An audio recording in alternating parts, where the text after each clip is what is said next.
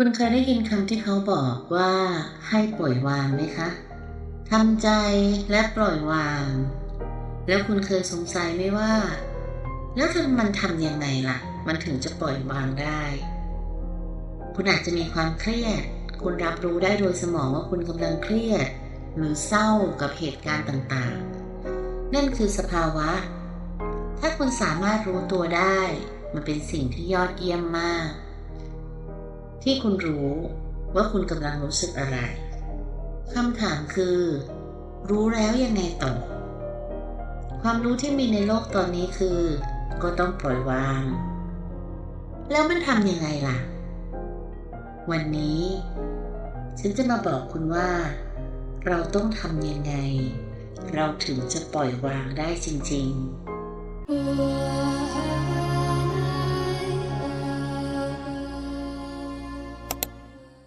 แต่ก่อนอื่นฉันมีนิทานเรื่องหนึ่งเล่าให้คุณฟังค่ะมีหญิงสาวคนหนึ่งเธอเดินทางมานานแสนนานแบกกระเป๋าใบใหญ่หนักจนหลังของเธอโค้งงอ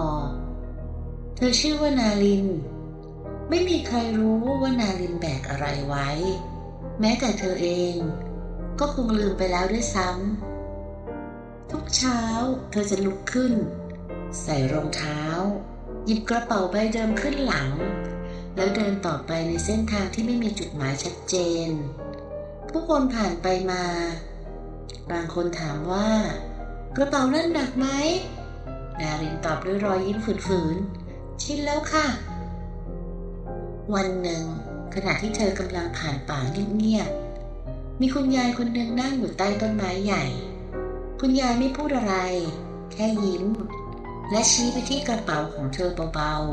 ๆหลานรู้ไหมในกระเป๋าใบนั้นมีอะไรอยู่บ้างนาลีนิ่งเธอไม่เคยเปิดมันดูเลยสักครั้งเธอค่อยๆวางกระเป๋าลงเปิดมันออกและพบว่าในนั้นเต็มไปด้วยของเก่า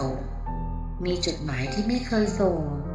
รูปถ่ายที่เธอก็ไม่กล้ามองคำพูดที่เคยทำให้เธอเจ็บและเสียงจากอดีตที่เธอยังเก็บไว้ในใจนารินหลับตาน้ำตาเริ่มไหลไม่ใช่เพราะเจ็บแต่เพราะเธอเพิ่งรู้ว่าฉันแบกมันมาไกลเกินไปแล้วฉันควรจะทำยังไงกับมันคะเธอถามคุณยายเบาๆแค่เลือกวางมันลงคุณยายพูดเรียบง่ายไม่ใช่เพราะมันไม่สำคัญแต่เพราะเธอไม่จำเป็นต้องแบกมันต่อไปแล้วใช่ค่ะนั่นคือเรื่องราวของนาลินแต่ถ้านาลินยังไม่เข้าใจและนาลินยังยึดติดกับสิ่งเหล่านั้นอยู่เพราะทิ้งมันไม่ได้ยังหวงมันอยู่ยังรู้สึกอยู่แล้วเราจะทำยังไงนั่นคือสิ่งที่เราจะพูดถึงกันต่อไปนะคะจริงๆแล้วการปล่อยวางคือการเข้าใจอย่างลึกซึ้งว่าไม่ต้องถือเพราะมันคืออะไรมันคือการเข้าใจจริงๆการเข้าใจสิ่งนั้นจริงๆเช่นถ้าคุณได้ข้อมูลมาว่าพลาสติกเข้าไมโครเวฟไม่ได้นะแต่คุณไม่ได้เข้าใจว่าแล้วทำไมมันเข้าไมโครเวฟไม่ได้ล่ะคุณก็อาจจะมีเหตุผล108ที่บอกว่าไม่เป็นไรหรอกแป๊บเดียวเองคนนั้นเขาก็ใช้กันคนนี้เขาก็ใช้กันได้แหละแต่ถ้าคุณเริ่มรู้มากขึ้นว่าอ๋อเป็นเพราะว่าถ้ามันเป็นพลาสติกที่ไม่มีคุณสมบัติในการทนความร้อนมันจะทำให้เกิดการสลายของโมเลกุลและอาจเป็นอันตรายต่อร่างกายเพราะอาจมีสารพิษสลายออกมาถ้าคุณหาข้อมูลคุณก็จะรู้ว่าพลาสติกมีหลายแบบมีพลาสติกที่ทนความร้อนได้ด้วยและสามารถเข้าไปในไมโครเวฟได้และโมเลกุลไม่สลายและปลอดภัยคุณก็ไม่เอาพลาสติกที่คุณไม่แน่ใจใส่เข้าไปในไมโครเวฟนั่นอีกและคุณก็เลือกได้ว่าพลาสติกมีหลายแบบมีทั้งแบบที่เข้าไมโครเวฟได้และแบบที่เข้าไมโครเวฟไม่ได้พอมาถึงระดับนี้คุณก็เข้าใจว่าอะไรควรทำและอะไรไม่ควรทำโดยที่ไม่ท่องจำ และพอเวลาผ่านไปคุณก็อาจจะมารู้เพิ่มอีกว่าโรงงานพลาสติกที่เคยบอกว่าปลอดภัยได้มาตรฐาน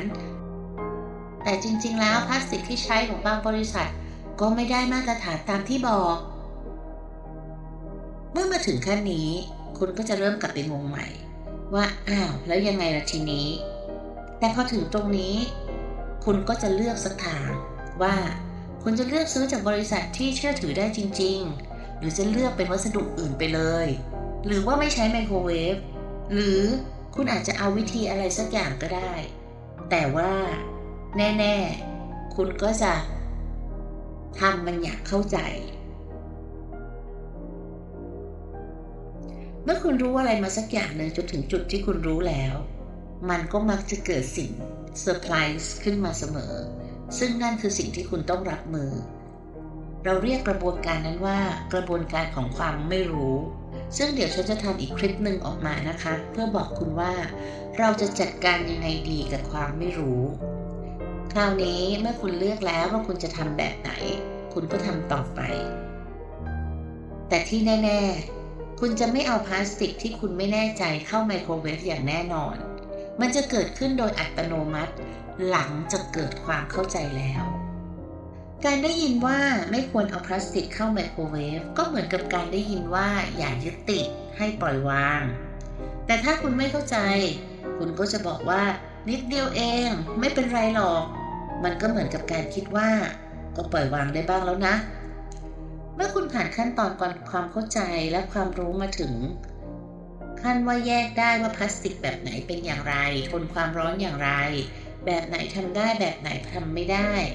พอมาถึงขั้นนี้มันก็เหมือนกับการที่คุณเข้าใจว่าเหตุผลจริงๆมันคืออะไรเมื่อคุณเข้าใจเหตุผลอันนั้นแล้วคุณรู้แล้วคุณแทบจะไม่ต้องใช้คำว่าปล่อยวางแต่มันจะถูกวางไปโดยอัตโนมัติเราปล่อยเพราะเรารู้ว่ามันไม่ต้องถือรู้แล้วจริงๆว่ากำลังถืออะไรรู้ว่าการถือนั้นทำให้เกิดอะไรและการไม่ถือจะทำให้เป็นยังไงต่อไปพอถึงตรงนั้นคุณก็จะเข้าใจว่าฉันกำลังทำอะไรเห็นชัดแต่ในระหว่างทางหากคุณมีจุดขัดขวางเช่นมีเพื่อนมาบอกว่าไม่เป็นไรหรอกทำไปเถอะคนนั้นก็ทำไม่เห็นเป็นอะไรเลยคนนี้ก็ทำไม่เห็นเป็นอะไรเลยคุณอาจจะเริ่มไขว้เขวโดยออกจากความจริงและเนื้อหาข้อมูลจริงมันก็เหมือนกับการที่เรามีอารมณ์หรือบล็อกต่างๆอยู่ทำให้เราเกิดอาการคิดไปเองฉุดรั้งเราจากความจริงซึ่งสภาวะนี้น่ากลัวมากเพราะมันจะทำให้คุณคิดว่า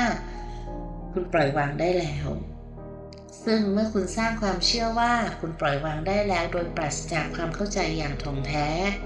วันหนึ่งสิ่งที่คุณทำเป็นมองไม่เห็นก็จะกลับมาทำร้ายคุณอีกแล้วคราวนี้อาจจะหนักกว่าเดิมดังนั้นในทุกๆคลิปฉันจะค่อยๆเริ่มให้คุณเข้าใจทีละอย่างเพื่อพาคุณเข้าสู่สภาวะความเข้าใจให้ได้ไม่ว่าอะไรจะเกิดขึ้นในชีวิตของคุณ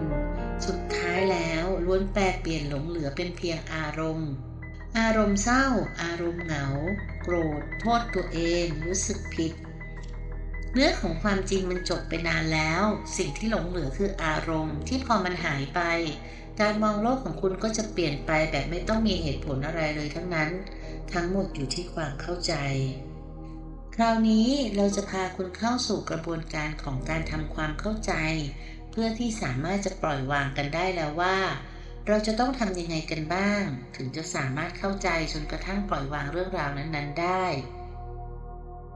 อย่างแรกคุณจะต้องยอมรับก่อนว่าคุณมีสภาวะอารมณ์ไหนยอมรับในระดับที่ว่ามันเข้มข้นและยอมรับว่ามันกำลังทำร้ายคุณขนาดไหน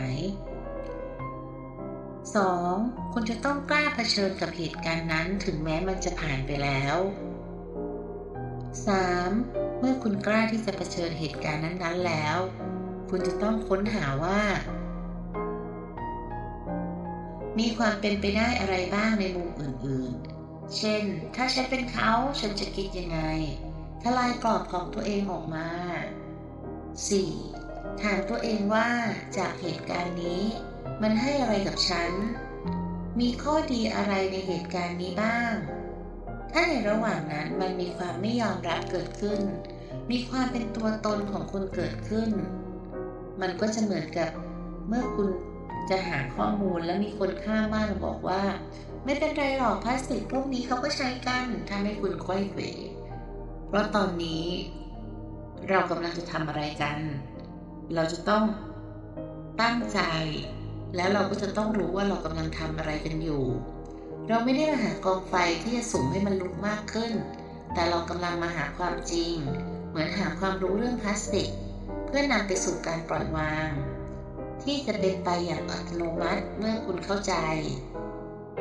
เมื่อคุณเริ่มมองเห็นมุมอื่นๆจิตใจของคุณก็จะเริ่มเรียนรู้และเข้าใจ และเมื่อคุณสามารถยอมรับและเข้าใจได้จริงๆว่าสิ่งเหล่านั้นผ่านมาเพื่อทดสอบคุณและคุณต้องผ่านไปให้ได้ซึ่งฉันจะทำอีกคลิปหนึ่งที่พูดเรื่องการทดสอบ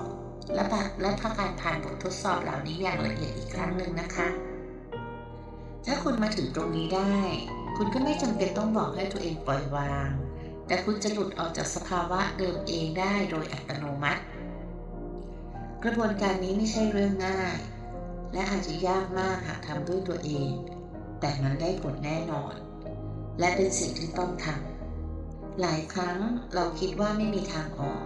แต่จริงๆแล้วเราแค่ยังไม่เข้าใจมันจริง